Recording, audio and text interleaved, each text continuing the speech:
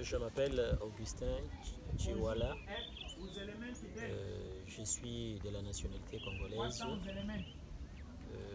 Je suis réfugié et je vis actuellement dans les camps de réfugiés ici à Lovo, à Lunda Nord. Ce qui m'a poussé d'être ici, ce qui m'a amené ici, ce sont les troubles de guerre qui ont surgi dans mon pays, la RDC, mon pays d'origine. J'étais professeur de la langue anglaise, donc j'étais le professeur d'anglais. Dès que je suis arrivé ici, dans le premier camp des réfugiés à Dundu, à Kakanda, là où nous étions, il y a eu une formation de la langue portugaise. C'était sur la méthode Don Bosco.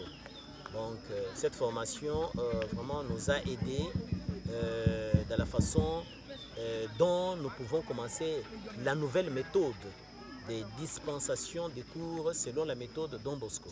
Ça nous a permis aussi d'acquérir une certaine connaissance et puis d'ajouter sur cette connaissance que nous avions pourvu que nous puissions travailler avec cette méthode-là. J'apprécie le travail que les humanitaires sont en train de faire sur nous, les réfugiés, quand même.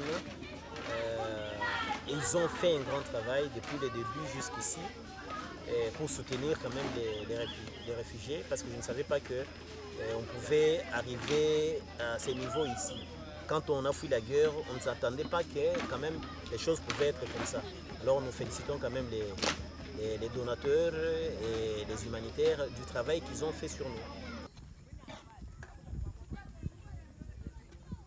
Ici à Lovoa, on est quand même bien, on vit parce qu'on respire un bon air, parce qu'on a un peu d'espace, chacun a une parcelle de 25 mètres carrés, là où il vit avec sa famille.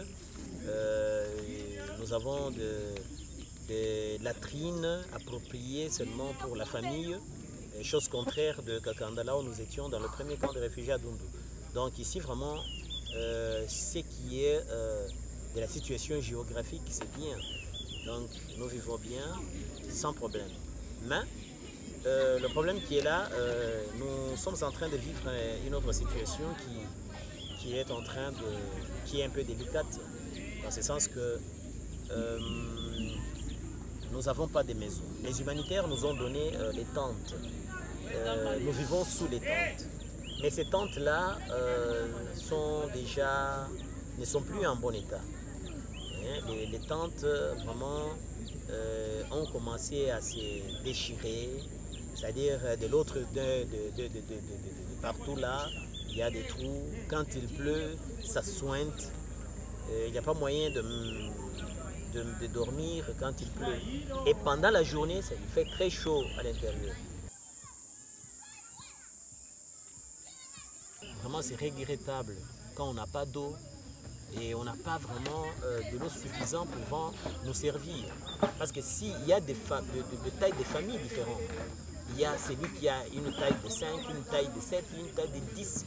Et si peut-être avec les 5000 litres d'eau qu'on peut diviser par 72 maisons, donc ça donne quelque chose de peut-être 60 litres par maison. Et les 60 litres ne suffiront pas. Et des fois, on vous amène ces 60 litres-là par jour, ou peut-être une journée, vous n'avez pas d'eau. Alors, nous vous demandons encore de pouvoir un peu revoir cette situation, le problème d'eau. Et puis, le problème de la nourriture, ça cause encore un problème. Nous sommes soumis à une alimentation depuis plus d'une année. Nous sommes seulement soumis à un régime là. C'est quoi? La farine de maïs, et puis nous avons un peu d'huile, nous avons un peu du sel, et puis c'est l'haricot. À part ça, on n'a pas d'autres aliments qui peuvent nous aider à pouvoir un peu construire le corps humain.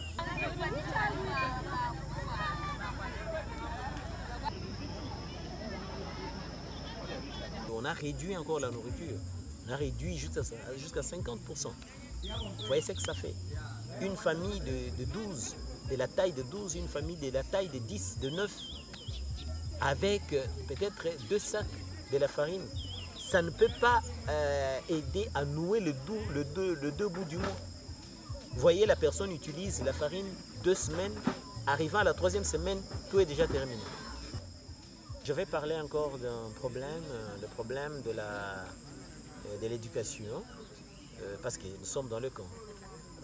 Je vois les humanitaires ont cherché à pouvoir un peu organiser les écoles, c'est bien. Les élèves vont à l'école. Il y a 4 centres qui sont formés ici. Nous vous demandons, les élèves n'ont pas assez de cahiers, bien que vous avez distribué des cahiers, mais c'est toujours insuffisant parce que nous avons, par exemple, dans les 7e, 8e, 9e classes, on a 4 cours. Mais les cahiers que vous avez donnés ne suffisent pas. Nous avons encore un problème, surtout des livres, parce que au 7e, 9e, 8e, ils n'ont pas de livres. Ils n'ont pas de livres, même ensino médio, ils n'ont pas de livres aussi. Ils n'ont pas de sacs. L'élève qui vient à l'école, peut-être il n'a pas de sacs là où mettre les cahiers, tout ça. Nous avons besoin que les élèves puissent se documenter plus, qu'il y ait peut-être des librairies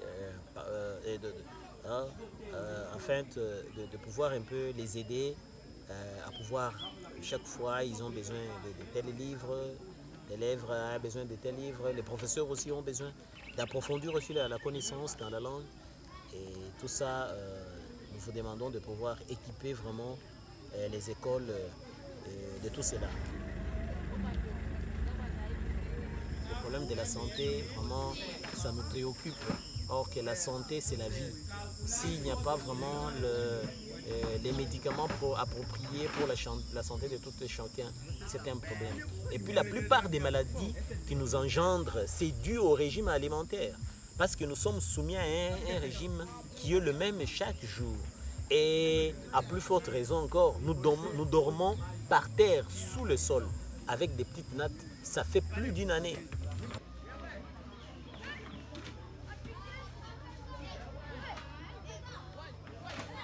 Nous sommes des humains, mais quelque part, nous vivons comme des animaux. Or, c'est pas bien.